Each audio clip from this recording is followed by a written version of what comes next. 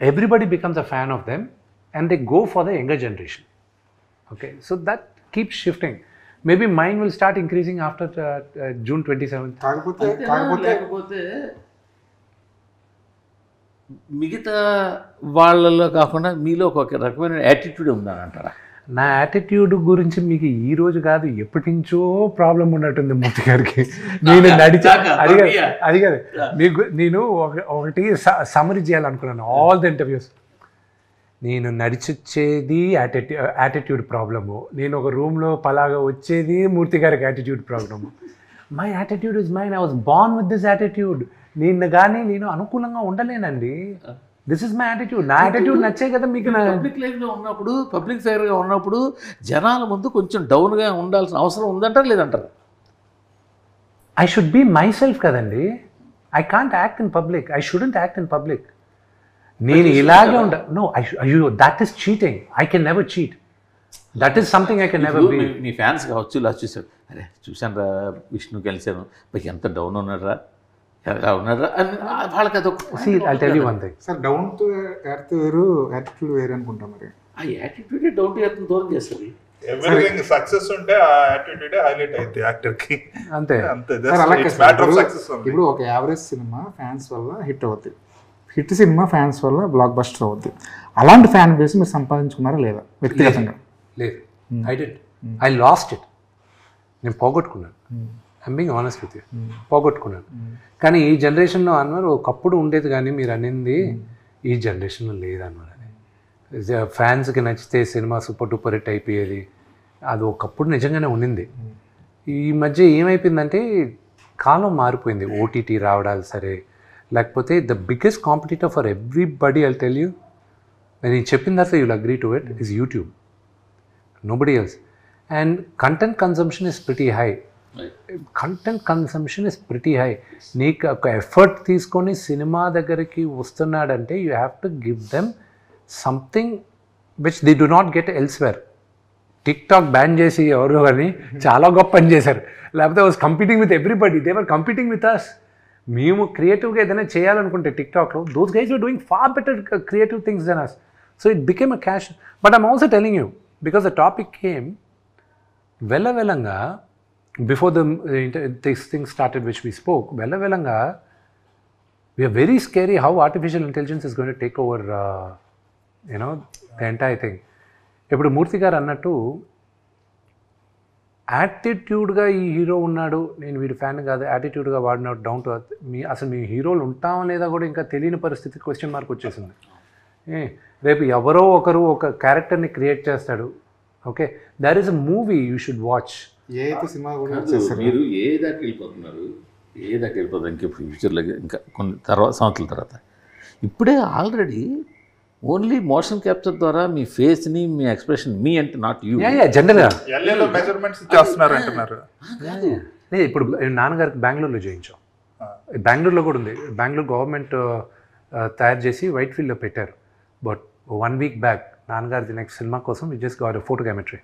అంటే ఇప్పుడు సింపుల్గా ఒక 20 రోజులు 30 రోజులు ఇస్తే చాలు, మిగతా 70 రోజులు బాడీ డబుల్స్ తోటి మోషన్ క్యాప్చర్ తోటి లాగించేస్తున్నారు కదా ఇప్పుడే ఆల్రెడీ. మీరు ఏ దాకా వెళ్ళిపోతారు? మూర్తి గారు, మీ కాలం అప్పుడు అందరూ లైవ్ మ్యూజిక్తో చేసేవాళ్ళు. మ్యూజిక్ సాంగ్ రికార్డ్ చేసేటప్పుడు అందరూ వచ్చి ఆర్కెస్ట్రా అందరూ చేసేవారు.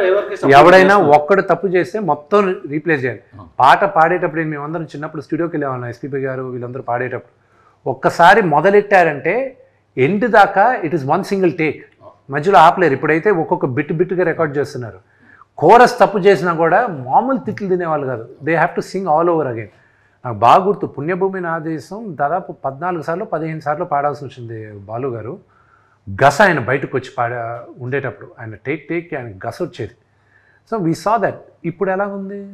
ఇప్పుడు మీకు లైవ్ ఆర్కెస్ట్రా ఉందని మీరు సాంగ్ వింటున్నారా, లేకపోతే ఆల్రెడీ డిజిటల్ ఇన్స్ట్రుమెంట్స్ సాంగ్ వింటున్నారా? మీరు పాట వినేటప్పుడు బాగుందా లేదా అని వింటున్నారు. రేపు సినిమా చూసేటప్పుడు విష్ణువా ప్రభాస నిజంగా యాక్ట్ చేశాడా, లేకపోతే వాడు ఏ అవతార్ యాక్ట్ చేసిందా, లేదా వాడు డూప్ యాక్ట్ చేశాడా అనేది మీకు అనవసరం. మీరు సినిమా చూసేటప్పుడు మేక్ బిలీవ్. రెండోది, నీకెందుకు చెప్పను నా డూప్ యాక్ట్ చేశాడని చెప్పి? నీకు చెప్పాల్సిన అవసరం లేదు కదా. నువ్వు వచ్చే నన్ను చూడడానికి, నేనే కనిపిస్తున్నాను కదా అక్కడ నీకు. So what's your problem? This shouldn't be a problem for you. So మీకు బాడీ డబుల్ ఉన్నారా? నాకు ఇప్పుడు దాకా నా హైట్కి ఒక్కడు మాత్రం దొరికాడండి కన్నప్పకి. But he was 4 inches shorter than me. So దానివల్ల ఆర్మ్ సరిపోలా మాకు.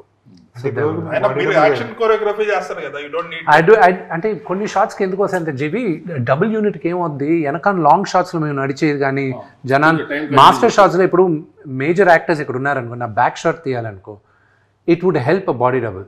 ఐఎమ్ సర్చింగ్, బట్ నా హైట్ నా స్ట్రక్చర్కి దొరకలా. సో ఇప్పుడు తగ్గాను, ఏమైనా దొరుకుతారేమో చూడాలి. ప్రభాస్ గారు 30 నిమిషాల పాటు ఉన్నారు మీ సినిమాలో. 30 నిమిషాల పాటు ఉన్నారంటే కనీసం 30 రోజులైనా కాల్ షీట్లు ఇవ్వాల్సిందే. అవసరం లేదండి ఈ టైంలో. అంటే ప్రభాస్ గారిదిను, అక్షయ్ కుమార్ గారిదిను, మోహన్ లాల్ గారిదిను ఎలా చేసామంటే, because we had limited dates, less than 10 days వీళ్ళందరిది. సో మేము ఏం చేసాం, we actually shot everything. Set ముందు వేసేసుకున్నాం, లైటింగ్ అంతా మ్యాచ్ చేసుకున్నాం. కెమెరామ్యాను థియేటర్ ఆర్టిస్ట్ని పిలిపించుకున్నారు, కెమెరా మూమెంట్స్ డైరెక్టర్ అంతా చేసాం.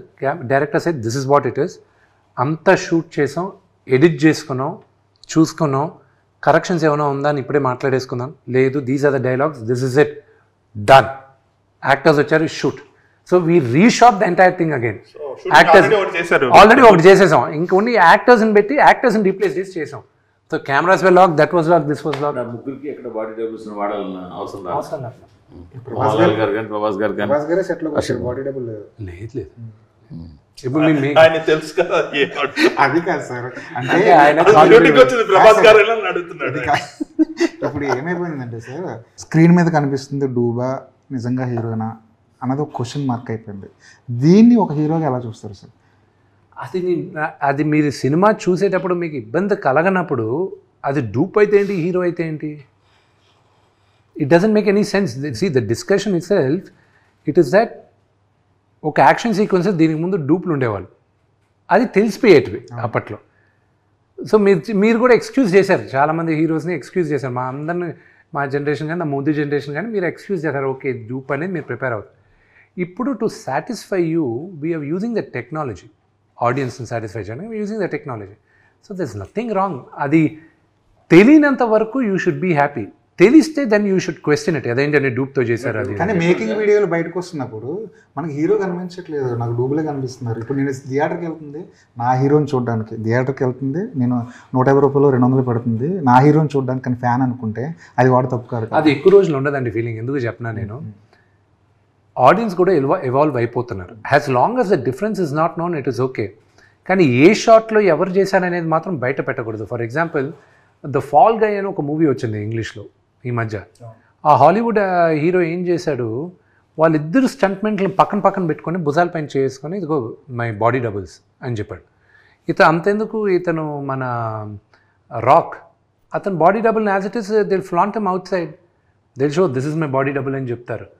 And that is okay. వాళ్ళు డ్రెస్ వేసుకున్న తర్వాత మార్క్ వాల్బర్గ్ ఒక పోజ్ భలే ఇచ్చాడు, ఇలా పెట్టి పక్కన అతను పెట్టి, మా ఇద్దరిలో ఎవరు మార్క్ వాల్బర్గ్ చెప్పు అన్నాడు.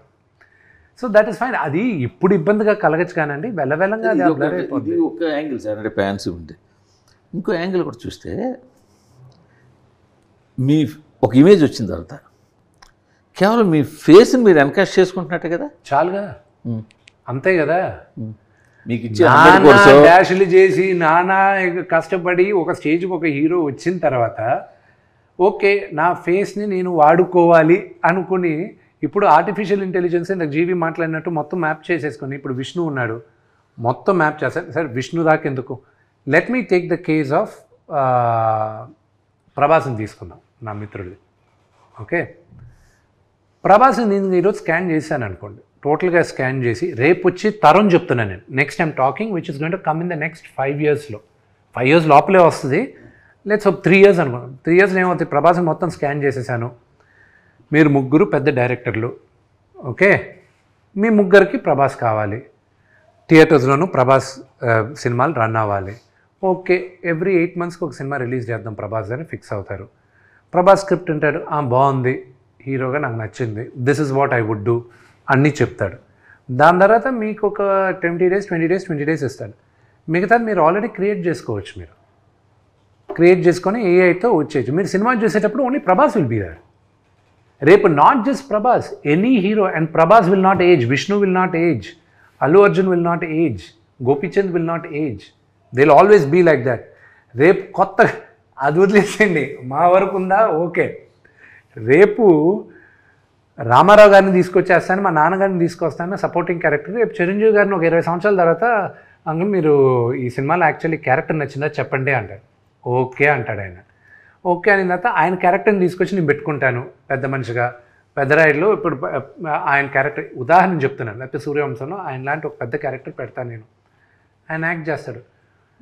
మాకందరికి ఇబ్బంది కాదు, నెక్స్ట్ కొత్తగా రావాలనుకుంటాడు చూడండి హీరోలు ఒక 10 సంవత్సరాల తర్వాత, వాళ్ళు రాగలరా లేరా అనేది క్వశ్చన్ మార్క్. ఎప్పటికీ మీరు వెళ్తుంటారు అంతే.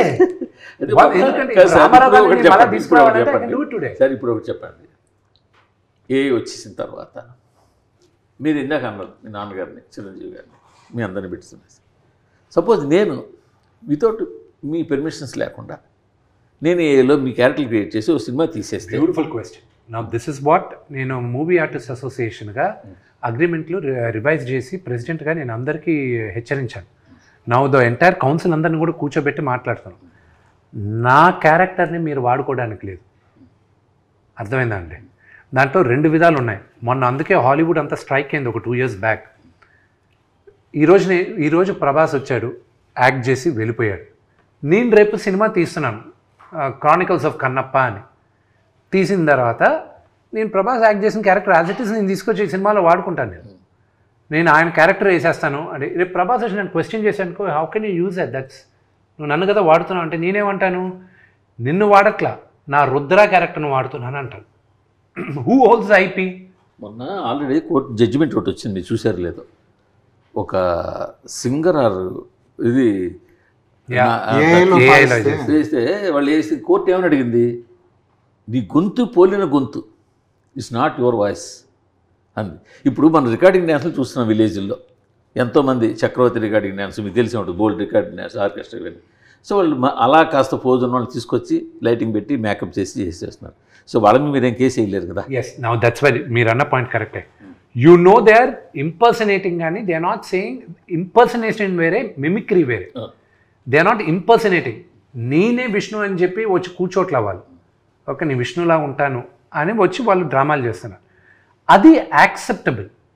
Imitating is acceptable, impersonation is wrong. So అందుకే ఇప్పుడు ఏమైపోయింది, you can't use my voice. నాన్నగారు వాయిస్ని ఫొటోస్ని అన్నిటినీ ఇప్పుడు ప్రొటెక్ట్ చేసాం. నా ఇప్పుడు 10 మంది యాక్టర్లు వచ్చారు on board, okay, to do all of this. Okay, already ఆ మధ్యన ఆర్జీవి గారు పవన్ కళ్యాణ్ మెషిన్ తీసుకొచ్చేసి, that is what I'm saying, they are imitating not impersonating. రేపు మీరు వచ్చేటప్పుడు కూడా ప్రభాస్ లాగా ఉంటాడు అని చెప్పి ఒకరిని తీసుకురావచ్చు, కానీ ప్రభాస్ ఇదని చెప్తే అది తప్పు. సో మొన్న హాలీవుడ్ కూడా స్ట్రైక్ అయింది. This was a very reason why they strike అయింది. ఇప్పుడు రేపు ఎవడైనా ఇది చేయొచ్చు కదా. అందుకే నేను ప్రెసిడెంట్ అయిన మొన్న 6 months back I call for a dialogue, all actors agreements revise చేసుకోండి. మీ క్యారెక్టర్ కానీ మీ పోలికలు కానీ వి మేడ్ ఎంటైర్ ఆనందన్ లాయర్స్ని పెట్టి with my own money I did it and I passed it on to the movie artist association. Let every actor use this terminology. లేకపోతే వెళ్ళగా ఫ్యూచర్లో problem అవుద్దండి. Producer దగ్గర IP rights ఉంటాయా, లేకపోతే ఆ నటుడి దగ్గర ఉంటాయా ఐపీ రైట్స్? సో ఆ క్వశ్చన్ అనేది ఇట్స్ వెరీ గ్రే ఏరియా. ఇప్పుడు పెద్దరాయుడులో నేను I can replicated, I'm the producer, Rajinikanth గారు యాక్ట్ చేశారు. సో ఆయన నేను పెద్దరాయుడు Part 2 ఎక్స్టెండెడ్ క్యామియో అని నేను పెట్టాను అనుకోండి, he can't fight me out. యాక్చువల్గా మనకి నళినీకాంత్, రాజ్ కుమార్ అని, చిరంజీవి పూర్ మ్యాన్స్ చిరంజీవి అని రాజ్ కుమార్ ఒక ఆయన ఉండేవాడు, ఆయన సీరియల్స్లో కూడా ఇచ్చి నళినీకాంత్ అని చెప్పి రజనీకాంత్ గారు లాగా ఉండేవాళ్ళు ఇంతకుముందు కూడా. హాలీవుడ్ స్ట్రైక్ అది ఐపీ ఇది ఏఐ యూస్ చేస్తున్నారు రైటర్స్ చేశారు. రైటర్స్ ఫస్ట్ స్టార్ట్ చేసింది రైటర్స్, దాని తర్వాత SAG ఫాలో అయింది, స్క్రీన్ యాక్టర్స్ గిల్డ్, వాళ్ళని ఇది చేశారు. సో దాని తర్వాత ఏంటంటే ఇప్పుడు కన్నప్పలో ఆర్టిఫిషియల్ ఇంటెలిజెన్స్ కూడా